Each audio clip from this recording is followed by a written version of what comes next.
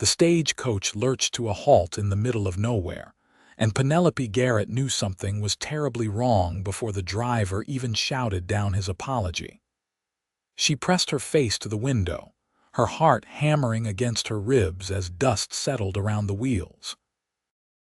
The axle had cracked clean through, and they were stranded on a desolate stretch of Kansas prairie with nothing but tall grass and an endless blue sky in every direction. "We are about 30 miles from Caldwell, madam," the driver called down, his weathered face apologetic. "I can try to fix this, but it will take most of the day, maybe longer. Might not hold even if I do patch it." Penelope climbed down from the coach, her traveling dress already dusty from the long journey. She was 22 years old, traveling alone from St. Louis to meet her brother in Caldwell, Kansas. It was 1883, and respectable women did not travel unaccompanied, but her brother's telegram had been urgent. Their aunt had fallen ill and needed care, and Penelope had no choice but to make the journey. The other passenger, an older woman who had barely spoken the entire trip, looked at Penelope with something between pity and disapproval.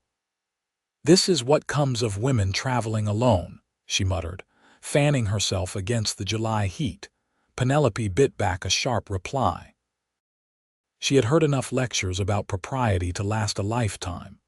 Instead, she walked a few paces from the coach, shading her eyes against the bright afternoon sun.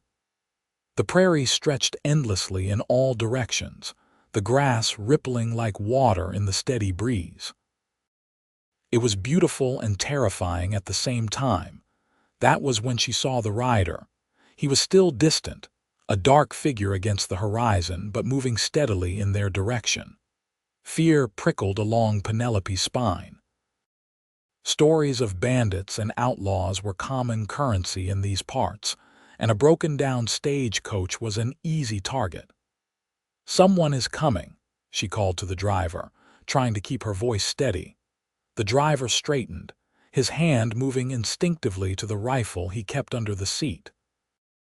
"Get back in the coach, ladies." But Penelope could not tear her eyes from the approaching rider. As he drew closer, details emerged. A tall man on a bay horse, riding with the easy confidence of someone who belonged to this land. He wore a wide-brimmed hat pulled low against the sun, and she could see a rifle strapped to his saddle.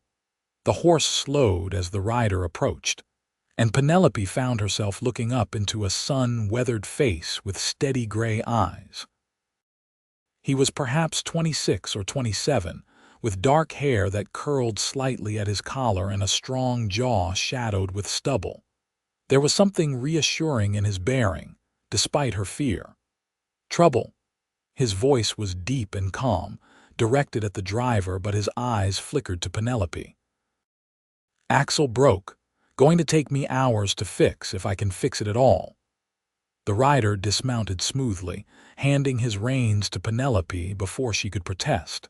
She found herself holding the leather straps, the bay horse snorting softly beside her. The animal smelled of warmth and dust, and something indefinably wild. The man crouched by the broken axle, running his hands along the wood with practiced efficiency. "This will not hold even if you patch it. The wood is rotted through." He straightened, pulling off his hat to wipe his brow. "I am Kade Xavier. I have a ranch about 5 miles north of here. I can take the ladies there while you ride into Caldwell for a replacement axle." The driver looked relieved. "That would be mighty helpful, Mr. Xavier. I know your spread. Good reputation." The older woman looked scandalized. "I will not ride to some stranger's ranch unchaperoned." "Then you can wait here with the coach in this heat," Kade said mildly, settling his hat back on his head. "But it will be nightfall before help comes, and you do not want to be out here after dark." Penelope made her decision quickly. "I will go with Mr. Xavier." Her voice came out steadier than she felt. "If you truly have a ranch nearby, sir, I would be grateful for the help." Something flickered in those gray eyes. Approval, maybe. I do, and you are welcome there. My sister keeps house for me. It is proper enough. The older woman sniffed but eventually agreed, and within minutes, Cade had helped both women onto his horse.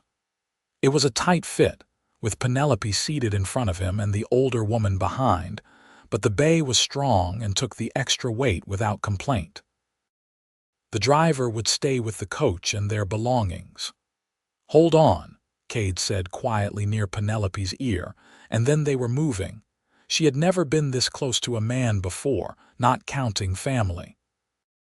She could feel the solid warmth of him at her back, his arms on either side of her as he held the reins. Her heart was still racing, but now she could not entirely blame it on fear.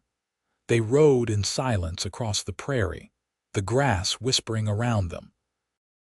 The sun beat down relentlessly, and Penelope was grateful when Cade angled his hat to shade her face as well as his own. It was an oddly intimate gesture.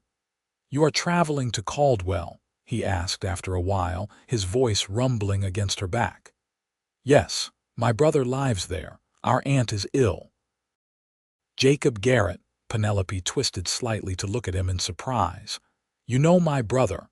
Everyone knows everyone in Caldwell. It is not a large town." There was a hint of amusement in his voice. "Jacob is a good man, honest merchant." That should have reassured her, but Penelope found herself wondering what else this rancher knew about her family, and why the thought of him knowing about her sent a strange flutter through her stomach. The ranch appeared gradually, rising from the prairie like a promise kept. First she saw the windmill spinning in the breeze, then the cluster of buildings.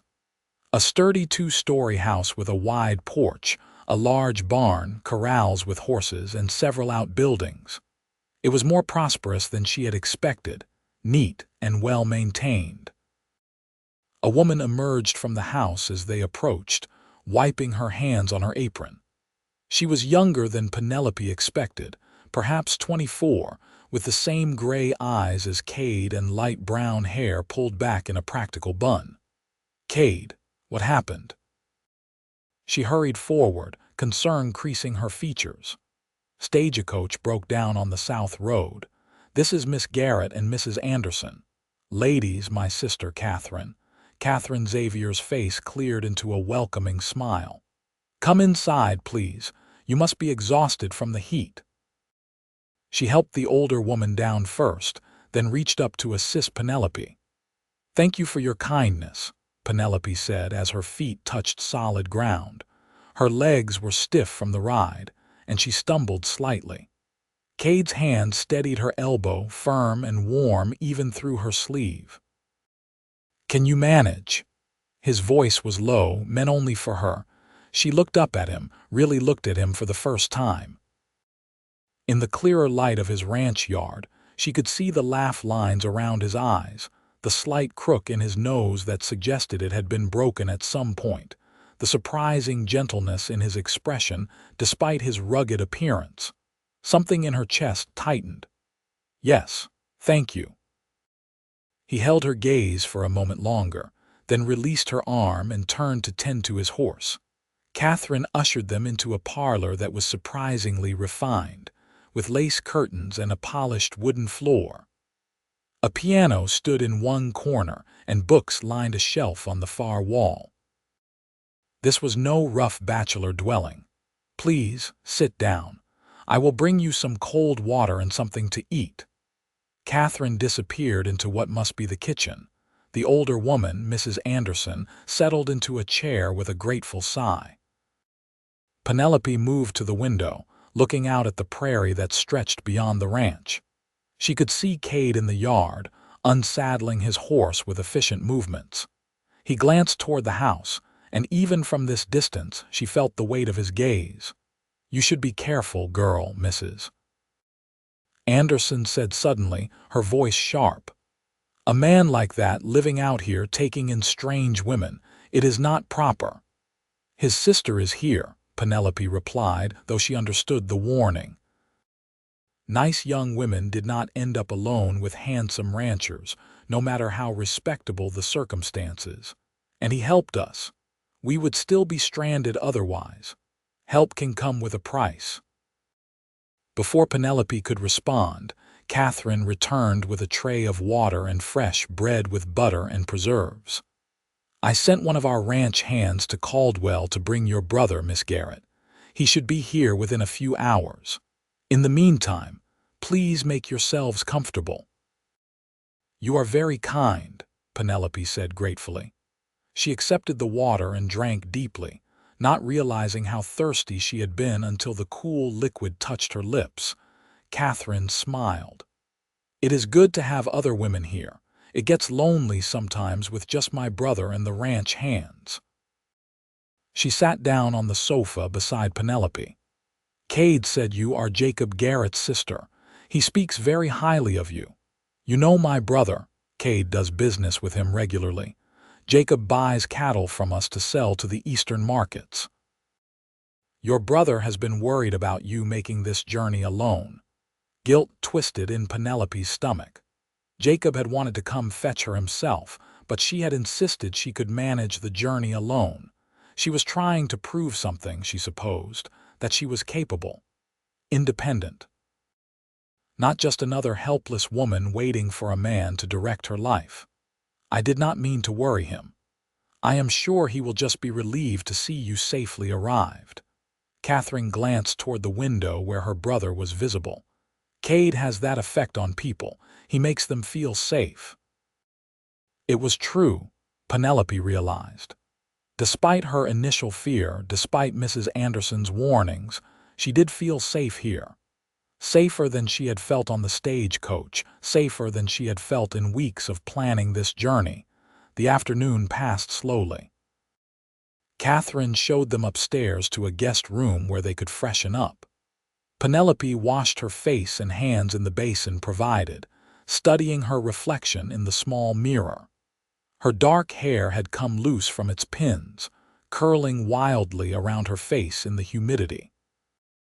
Her brown eyes looked larger than usual, perhaps from exhaustion or perhaps from something else she did not want to name. When she came back downstairs, Kade was in the parlor, his hat in his hands, speaking quietly with his sister. He had washed and changed his shirt, and he looked different without the trail dust. Younger, perhaps, though no less capable. "Miss Garrett," he acknowledged her with a slight nod. "My sister mentioned that your brother will be here soon. I hope you will stay for supper regardless. It is the least we can offer after your ordeal." "You have already done more than enough, Mr. Xavier." "Kade," he corrected gently, "we do not stand much on formality out here." "Then you must call me Penelope." Something passed between them in that moment, an acknowledgement that went beyond mere names. Catherine glanced between them with knowing eyes, a small smile playing at her lips. "Penelope," Kade said, testing the name. "It suits you." Before she could ask what he meant, the sound of hoofbeats drew their attention. Penelope hurried to the window and saw her brother dismounting from a horse in the yard, his face creased with worry. "Jacob." She rushed to the door and out onto the porch, her brother catching her in a fierce hug. "Penny, thank God you are all right. When the ranch hand told me what happened, I imagined the worst." He held her at arm's length, searching her face. "Are you truly unharmed?" "I am fine. Mr. Xavier, Kade, he helped us. He brought us here to wait safely." Jacob turned to where Kade had followed them onto the porch. The two men shook hands warmly. "Xavier, I cannot thank you enough. If anything had happened to my sister out there—" "She is safe. That is what matters. You are welcome to stay for supper as well, both of you." "Then I will ride back to Caldwell with you. The roads are not always safe after dark, and I would feel better knowing she arrives safely." Jacob looked surprised at the offer but accepted gratefully. "You are a good man, Kade." Supper was a lively affair. Catherine had prepared a feast of roasted chicken, fresh vegetables from her garden, and an apple pie that made Penelope's mouth water. The ranch hands ate separately in the bunkhouse, but Catherine explained they always ate well. Kade treated his workers fairly, paid them decent wages, and earned their loyalty in return. Penelope found herself watching Kade throughout the meal, noting the easy affection between him and his sister, the respect he showed even to Mrs. Anderson. Despite her earlier suspicions, the way he listened when Jacob spoke about business matters. He was different from the men she knew in St. Louis. More direct, perhaps. Less concerned with social niceties, but somehow more genuine because of it. "How long will you be staying in Caldwell?" Kade asked her as Catherine served the pie. "I am not certain. It depends on our aunt's condition. At least a few months, I imagine. Then you will have time to see more of Kansas. It is beautiful country if you know where to look." "I would like that," Penelope said softly, and meant it. After supper, as the sun began its descent toward the horizon, painting the prairie in shades of gold and amber, Kade prepared horses for the journey to Caldwell. Penelope stood on the porch, reluctant to leave despite her eagerness to see her brother's home and check on her aunt. "Thank you again," she said when Kade came to help her mount, "for everything." He looked up at her, one hand on the horse's bridle, and something in his expression made her breath catch. "I am glad I was there to help, truly glad." The ride to Caldwell was different from the earlier journey across the prairie. Penelope rode her own mount this time, a gentle mare that Catherine insisted she borrow. Kade rode beside her while Jacob led the way, and Mrs. Anderson complained steadily from her position behind Jacob. "Do you ranch alone with your sister?" Penelope asked, wanting to know more about this man who had appeared so suddenly in her life. "I have 6 ranch hands, good men. Catherine chose to stay with me after our parents died rather than marry. She says she prefers the independence of ranching to being some man's property." He glanced at her. Not all men would allow their sister such freedom. "And you do. Catherine has a good head for business and a better heart than most people I know. I would be a fool not to value her opinion and her choices." Penelope felt a warmth spread through her chest. "That is rare." "Perhaps, but this is the West. Women here work as hard as men, often harder. Seems foolish not to respect that." They rode in companionable silence for a while, the prairie darkening around them as the stars began to emerge. Penelope found herself hyper-aware of Kade's presence beside her, the way he sat his horse, the quiet confidence he radiated. "Will you come visit your brother often while you are in Caldwell?" The question seemed casual, but something in his tone suggested it mattered to him. "I imagine so. He lives just above his store, so I will be staying there. Then perhaps I will see you when I come to town." "I have business with your brother regularly." "I would like that," Penelope admitted, her heart beating faster. In the darkness, she thought she saw him smile. Caldwell emerged from the prairie like a cluster of lights, a small but bustling town that served the ranchers and farmers of southern Kansas. Jacob's store was on the main street, a well-kept building with his name painted proudly on the sign. Above it, a second story held his living quarters. Kade helped Penelope dismount in front of the store, his hands at her waist lingering just a moment longer than necessary. "Welcome to Caldwell, Penelope." "Thank you, Kade, for everything." "I meant what I said. I will see you again soon." It was not a question but a promise, and Penelope felt it settle in her chest like something precious. Jacob showed her inside, up the narrow stairs to the rooms above the store. They were modest but comfortable, and he had prepared a room for her with obvious care. Her aunt was already asleep in another bedroom, her breathing labored but steady. "The doctor says she will recover, but it will take time and good nursing," Jacob explained, keeping his voice low.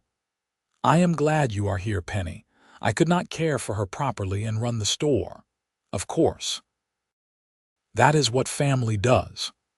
But as Penelope lay in her new bed that night, staring at the unfamiliar ceiling, It was not thoughts of her aunt or her brother that kept her awake. It was gray eyes and a deep voice, a strong hand steadying her arm, and the way her heart had raced when Kade Xavier smiled at her. She told herself she was being foolish. She had known the man for mere hours. He had simply been kind to a stranger in need, nothing more. And yet, she could not shake the feeling that something had shifted in her world today, like a door opening onto a vista she had never imagined. The next morning, Penelope woke early to help her aunt. The older woman, Alice Garrett, was a formidable presence even in illness, her eyes sharp and her tongue sharper. "So you are Philip's girl," she said, studying Penelope critically. Philip had been Penelope's father, Alice's younger brother, dead now 5 years from a fever. "You have his look about you, stubborn chin." "I will try to take that as a compliment," Penelope replied, fluffing the pillows behind her aunt's back. "It is neither compliment nor criticism, just fact. Stubbornness can be useful if directed properly." Alice coughed, and Penelope quickly poured water from the pitcher on the bedside table.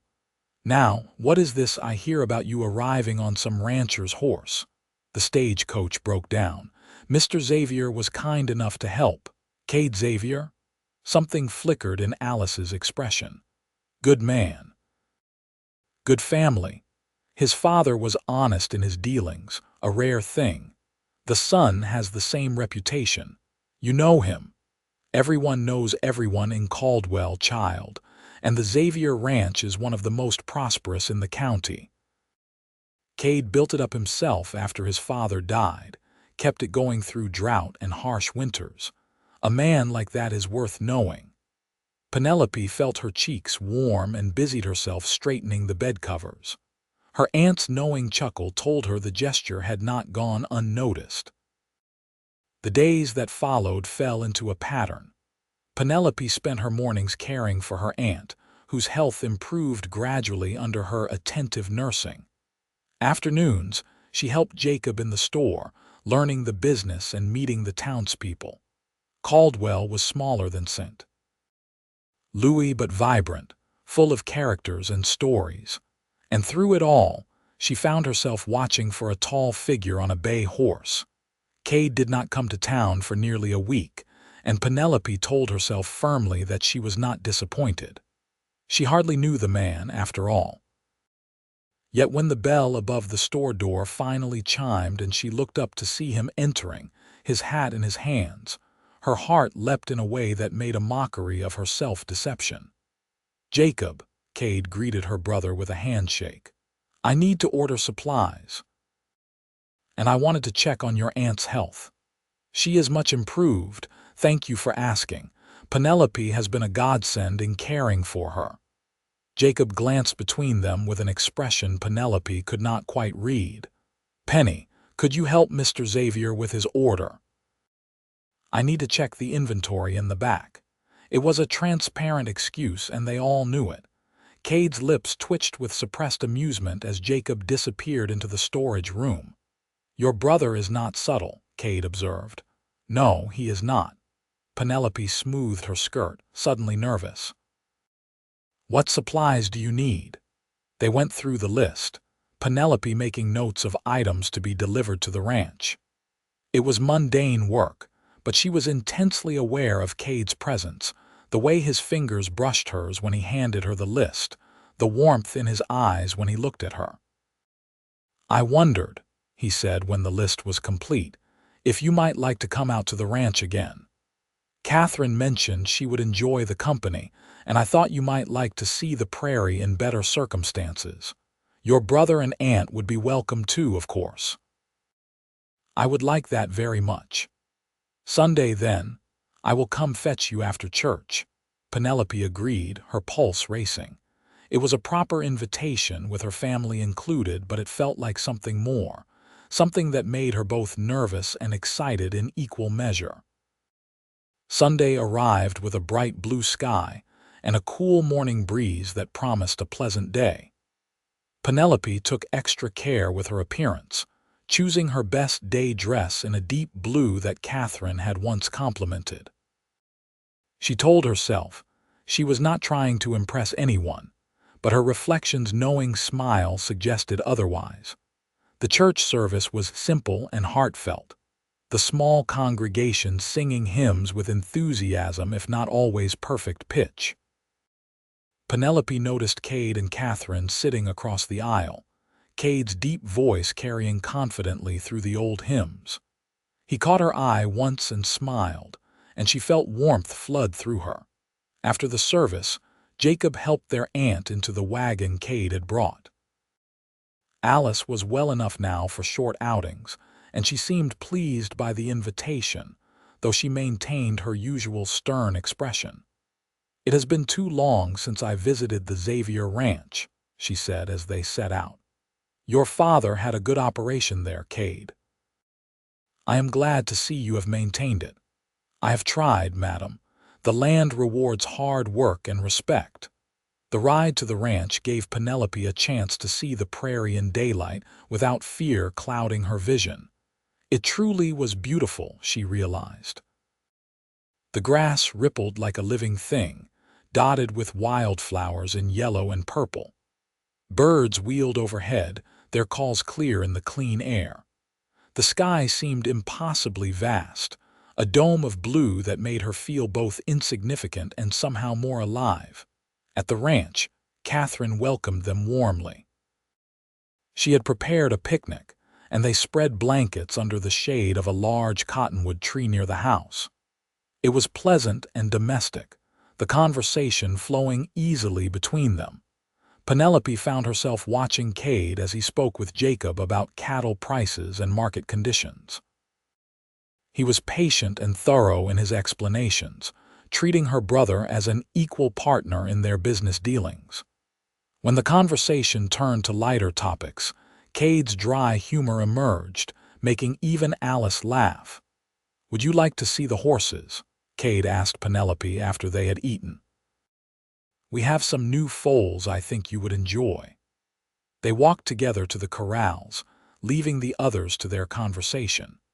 The afternoon sun was warm but not oppressive, and Penelope was acutely aware of Kade beside her, close enough that their hands almost touched as they walked. The foals were delightful, all gangly legs and curiosity. Penelope laughed as one came up to investigate her skirt with a soft nose, its mother watching protectively from nearby. "They are beautiful," she said softly. "This is my favorite part of ranching," Kade admitted, leaning on the fence rail beside her.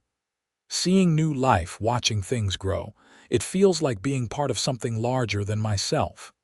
You love this land." "I do. It is hard sometimes, harsh even, but it is honest. You work hard, the land provides. You respect it, it respects you back." He turned to look at her directly.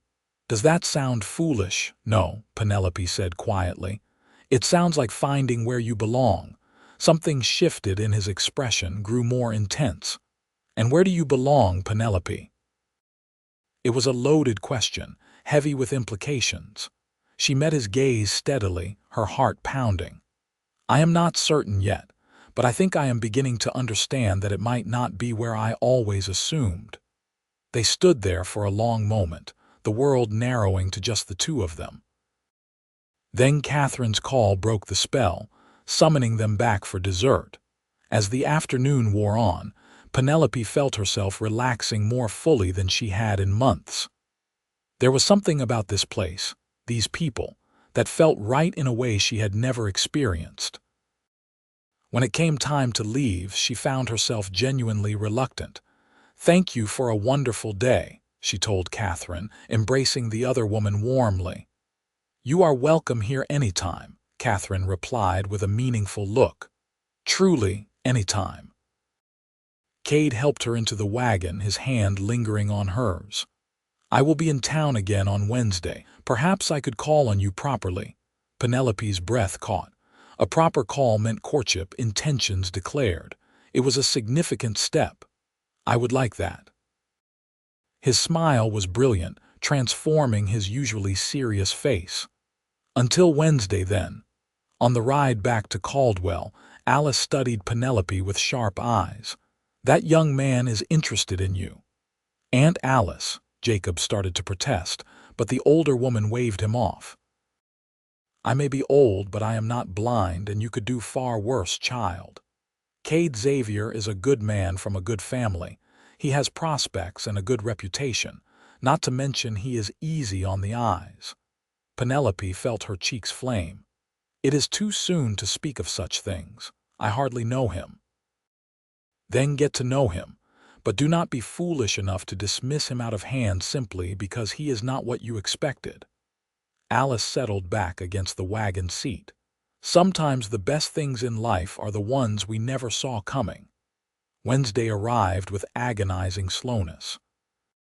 Penelope found herself checking her appearance multiple times, changing her dress twice, before settling on a simple green cotton that brought out the gold flecks in her brown eyes. When Kade finally knocked on the door, she had to force herself to wait a few moments before answering, not wanting to appear too eager. He stood on the doorstep with his hat in his hands, freshly shaved and dressed in clean clothes. Miss Garrett, I hope I am not too early. Not at all, Mr. Xavier. Please come in. Jacob had tactfully made himself scarce, claiming business in the storeroom. Alice remained as chaperone, sitting in the corner with her knitting but making it clear through her body language that she would not interfere unless necessary. They sat in the small parlor, and for the first time since meeting him, Penelope felt awkward. Formal calls were different from the easy camaraderie of the ranch. There were expectations, protocols to follow. "How is your aunt's health?" Kade asked, his voice formal. "Much improved, thank you." "And you are settling well in Caldwell?" "Yes, very well." The stilted conversation continued for a few painful minutes before Kade suddenly laughed, the sound breaking the tension. "This is ridiculous. I am sorry, Penelope, but I am not good at this formal calling business. May I speak plainly?" "Please," she replied with relief. "I have not been able to stop thinking about you since the day I found you on that broken stagecoach. I know we have only known each other a short time, but I would like to know you better. Much better, if you are amenable to that." His honesty was disarming and deeply appealing. "I have thought of you too," Penelope admitted. "More than is probably proper for such a short acquaintance. Then perhaps we can be improper together and get to know each other without all this formal nonsense." He leaned forward, his gray eyes intent. "Tell me about St. Louis. What was your life like there?" And just like that, the awkwardness dissolved. They talked for hours, the conversation flowing naturally.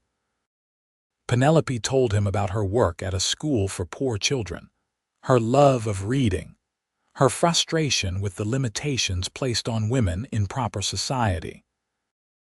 Kade spoke of building the ranch after his father's death, the challenges of harsh winters and difficult markets, his hopes to expand the operation. "Catherine keeps pushing me to find a wife," he admitted with a rueful smile. "She says the ranch needs a woman's touch beyond her own.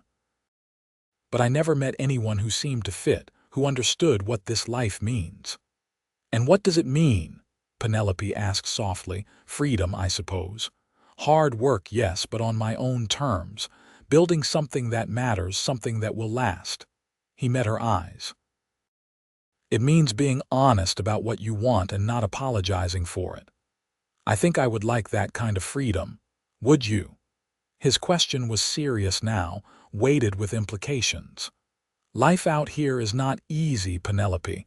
It is beautiful, but it is also harsh. Winters are brutal, summers are scorching. You work from dawn until after dark, and there are no guarantees. It is very different from city life." "St. Louis was not all elegance and ease," Penelope countered. "There was poverty and suffering there too. And all the pretty manners in the world could not hide the fact that women are expected to be decorative and silent, useful only for managing households and producing heirs." "Is that what you ran from?" Kade asked gently. Penelope considered her words carefully. Not ran from exactly. But when the telegram came about my aunt, I think part of me saw it as an escape. A chance to be somewhere different, to be someone different. Does that make sense? Perfect sense. He reached across the space between them and took her hand, his calloused fingers warm around hers. And what do you think now that you are here? I think I like it. The openness, the honesty, the way people here seem to care less about appearances and more about substance. She squeezed his hand. I think I might like to stay. The look he gave her was full of hope and something deeper, something that made her heart race. I would like that very much. From her corner, Alice cleared her throat meaningfully. They had been holding hands too long for strict propriety. Kade released her with obvious reluctance, but the warmth in his eyes remained. He called on her again on Sunday after church, and then again the following Wednesday. The pattern established itself over the following weeks. Between visits, Penelope helped in the store and cared for her aunt, who grew stronger daily. She also began to know the town, its rhythms and its people. The other women of Caldwell were curious about her, some friendly and some reserved. She attended a quilting circle at the church where she met other young women, some married and some still hoping to be. They asked careful questions about her intentions in Caldwell, and especially about her friendship with Kade Xavier. "He is a good catch," one married woman said bluntly. "Half the unmarried women in the county have set their caps at him at one time or another, but he has never shown interest in any of them until now." Penelope did not know how to respond to that. She and Kade had not discussed the future explicitly, though the growing tenderness between them spoke volumes. They were courting in all but name, but she was afraid to assume too much. One Saturday afternoon, Catherine came to town and invited Penelope for tea at the hotel. They sat in the small dining room, and Catherine studied her with those gray eyes so like her brother's. "I am going to speak frankly if you do not mind," Catherine said, stirring sugar into her tea. "Please do. My brother is falling in love with you. I have never seen him like this. He comes back from town with a look on his face like he has found something precious he did not know he was searching for." Catherine set down her spoon. "I need to know if you feel the same, because if you do not, you should tell him now before he gets hurt." Penelope's heart hammered. "I do feel the same. I think I started falling in love with him that first day, even though I was too frightened to recognize it." Catherine's stern expression softened into a smile. "Good. That is what I hoped you would say. Kade deserves happiness, and I think you could be happy together. But you need to understand what you would be taking on. Ranch life is isolating sometimes, especially in winter. The work is endless. There will be times when you might resent the hardship. I know it will not be easy. But I would rather face hardship with purpose than live an easy life that means nothing." Penelope met Catherine's eyes steadily. "I am stronger than I look." "I believe you are." Catherine reached across the table and squeezed her hand. "Welcome to the family." "Eventually, anyway, once my stubborn brother gets around to proposing properly." They laughed together, and Penelope felt something settle in her chest.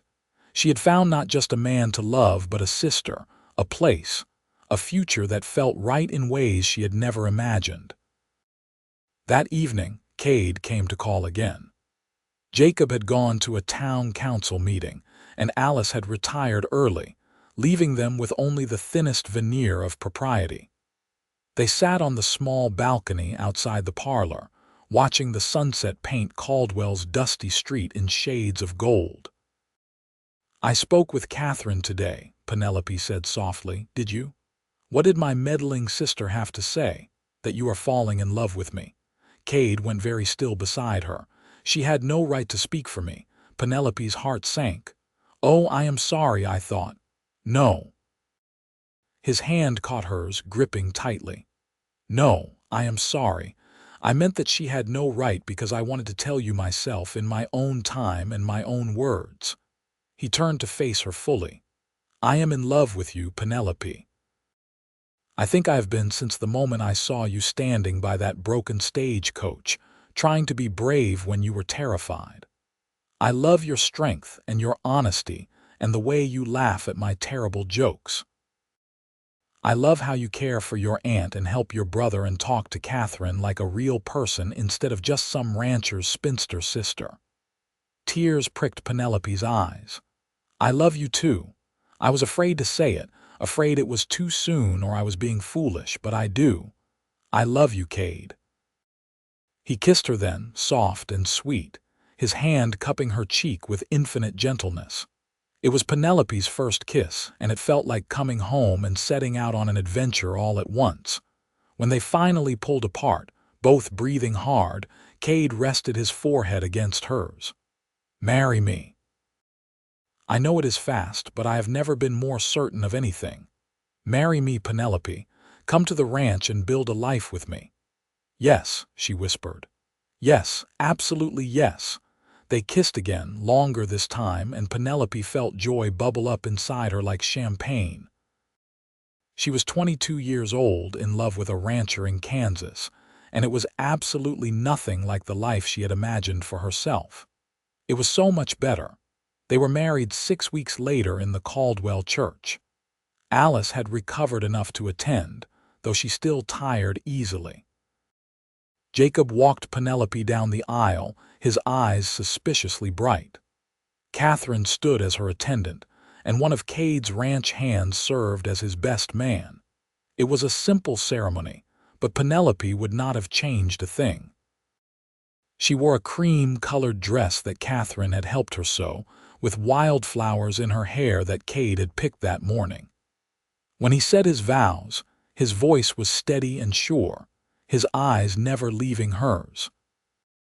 I promise to love you faithfully, to work beside you, to respect your strength and shelter your vulnerabilities. I promise to build a life with you that honors us both. This I swear before God and these witnesses. Penelope's own vows echoed his promises, and when the minister pronounced them husband and wife, Kade's kiss was tender and full of promise.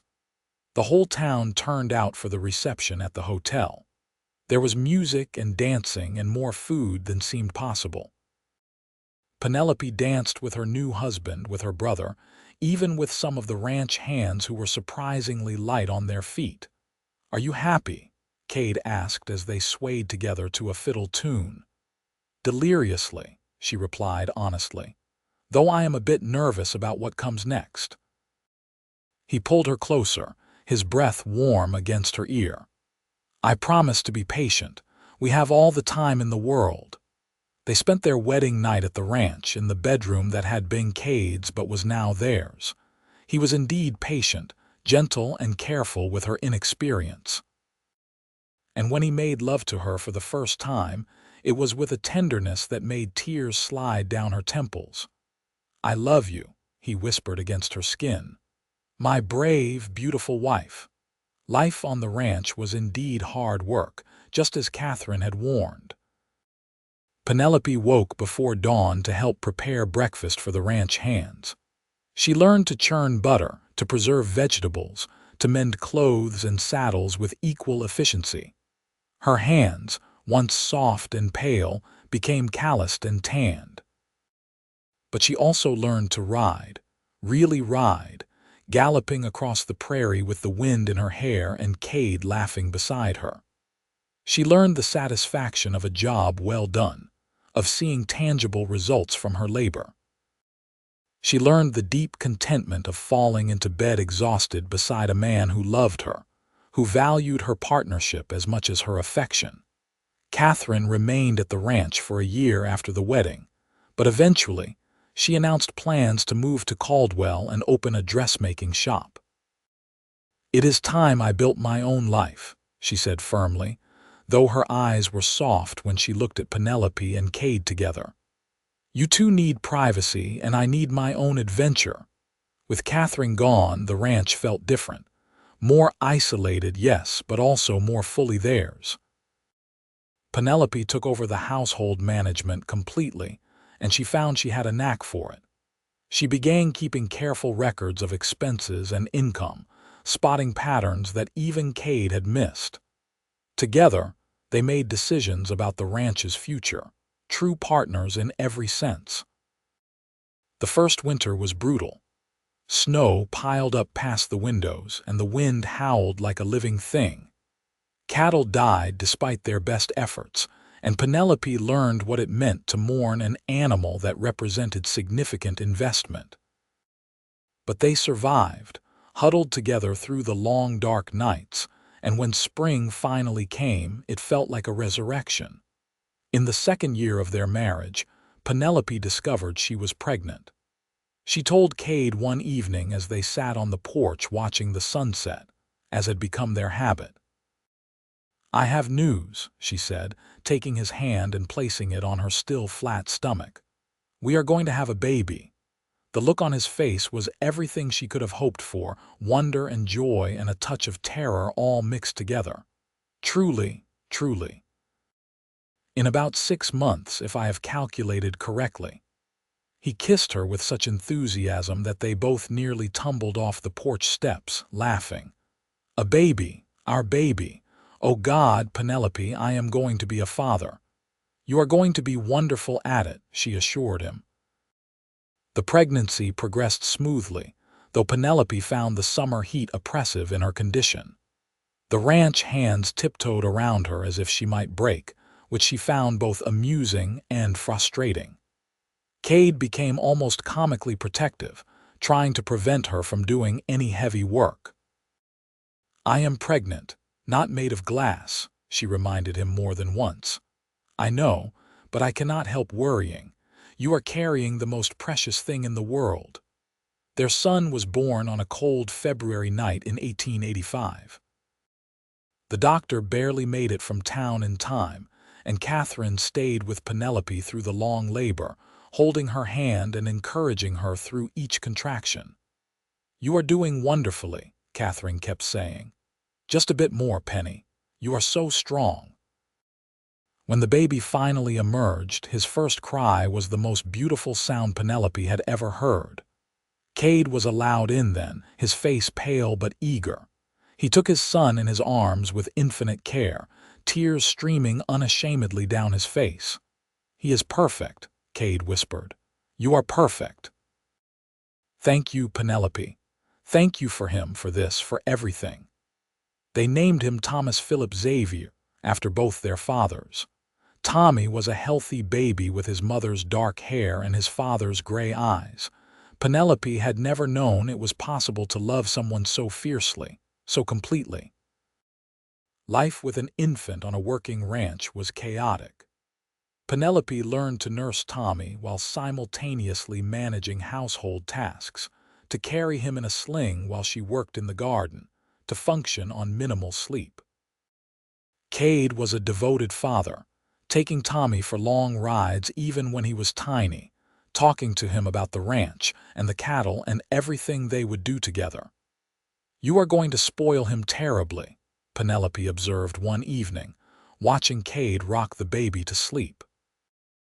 "Absolutely," Kade agreed without shame. "He deserves to be spoiled. He is perfect." The years flowed by like water. Tommy grew into a sturdy toddler, then a curious little boy. When he was 3, Penelope had a daughter they named Sarah Catherine. She was followed 2 years later by another boy, James. The house that had once seemed so spacious now rang with children's laughter and the chaos of family life. The ranch prospered under their joint management. Kade expanded the cattle operation, and Penelope started raising chickens and selling eggs in town, the profits going into a fund for the children's future. They weathered droughts and harsh winters, market crashes and difficult seasons. But they weathered them together, and that made all the difference. Jacob remained a close friend and trusted business partner. He married a widow from Wichita, and their families became intertwined. Alice lived to see all three of Penelope's children born, passing peacefully in her sleep at 82 with Penelope holding her hand. Catherine's dress shop thrived in Caldwell. She never married, claiming she was too independent for any man to handle, but she was a beloved aunt to Penelope and Kade's children and dozens of others in town. She spent every Sunday at the ranch, often staying overnight, and Penelope considered her as close as any sister by blood. On their 10th anniversary, Kade took Penelope back to the spot where they had first met. The road had been improved over the years, the deep prairie ruts smoothed by regular maintenance, but the land around them remained wild and beautiful. "You remember?" Kade asked, dismounting and helping her down from her horse.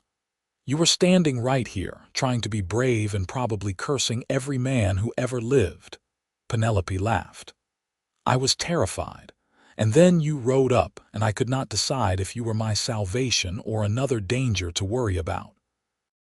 And now I know you were both." She wound her arms around his neck. "You saved me and you endangered me because you made me fall in love, and that is always dangerous. Was it worth the danger?" She kissed him, long and deep. "Every single moment." They made love there on the prairie, under the vast Kansas sky, with the grass whispering around them and the horses grazing nearby. It was freedom and homecoming all at once. The children grew. Tommy, the eldest, proved to have his father's love of ranching and his mother's head for figures.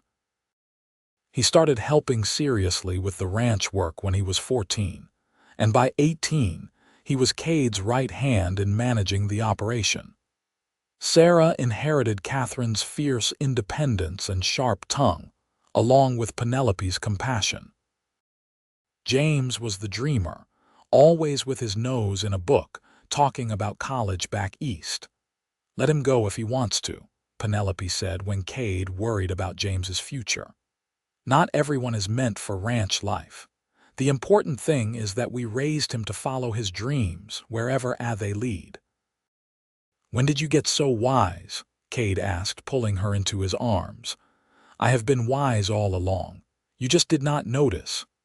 More years passed, marked by the turning seasons and the growth of their family. Tommy married a rancher's daughter from the next county, a capable young woman named Emma who fit into the ranch life as if born to it. They built a house on Xavier land, and soon there were grandchildren. Sarah moved to Caldwell to work with Catherine in the dress shop, though she came home for Sunday dinners religiously. James did indeed go east to college, studying law, but he returned to Kansas to practice, unable to stay away from the land he loved even if ranching was not his calling. Penelope and Kade grew older together, their hair graying, their faces weathering like the prairie itself. But Kade's eyes still lit up when Penelope entered a room, and she still felt her heart skip when he smiled at her. Their love had deepened over the years, becoming something richer and more complex than the initial spark of attraction. They sat on the porch one evening in 1915, watching the sunset as they had done thousands of times before. They were both in their 50s now, still healthy but feeling their age after decades of hard work. Their children were grown and settled, their grandchildren visiting regularly. "You ever regret it?" Kade asked suddenly. "Giving up city life for this?" Penelope looked at him in surprise. "Not for a single moment. Do you?" "I regret nothing." He took her hand, his grip still strong. "I was just thinking about that day I found you on the road. You were so frightened and trying so hard not to show it. I did not know then that you would change my entire life. I did not know that a broken stagecoach would lead me to everything I ever wanted." She squeezed his hand. "Thank you for riding beside me until my fear became trust. Thank you for trusting me, for taking a chance on a rancher you barely knew. Best decision I ever made." They sat in comfortable silence as the sun dipped below the horizon, painting the sky in shades of amber and rose. The prairie stretched endlessly around them, the land they had worked and loved and poured their lives into. Inside the house, they could hear the sounds of family preparing for supper, Tommy and Emma and their children staying for the evening. "We built something good here," Kade said softly. "Together." "Yes," Penelope agreed, resting her head on his shoulder. "We did." The seasons continued to turn. Winters came and went. Springs brought renewal. Summers blazed hot, and autumns painted the prairie in gold. Penelope and Kade remained at the heart of the ranch and their growing family, their love a constant in a changing world. Kade lived to 74, his health finally failing after a harsh winter. He died peacefully in their bed with Penelope beside him, their children gathered close. His last words were her name. Penelope grieved him deeply, but not desperately. They had been blessed with 42 years together, and she had loved every one of them. She remained at the ranch, refusing Tommy's gentle suggestions that she move into his house. "This is my home," she said firmly. "Mine and your father's, I am not leaving it." She lived another 12 years, surrounded by family, dying at 86 with her children, grandchildren, and great-grandchildren at her bedside. Her last conscious thoughts were of a hot July day in 1883, a broken stagecoach, and a tall rancher on a bay horse who changed her life forever. She was buried beside Kade on a hill overlooking the prairie, their gravestones side by side as they had been in life. The ranch continued through Tommy and his children and grandchildren after them, the Xavier name becoming synonymous with integrity and hard work in southern Kansas.